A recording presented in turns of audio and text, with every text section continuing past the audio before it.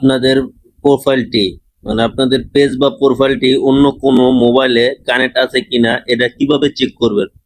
মানে এখন যদি সতর্ক না হন পরে আপনি বিপদে পড়তে পারেন, তাই এখনই এটা চেক করুন। প্রথমেই আপনি এই যে থ্রি ডটে ক্লিক করবেন, থ্রি ডটে ক্লিক করার পর নিচে এই যে সেটিং, এই সেটিং নামের অপশনটা আছে, এটাতে ক্লিক করবেন।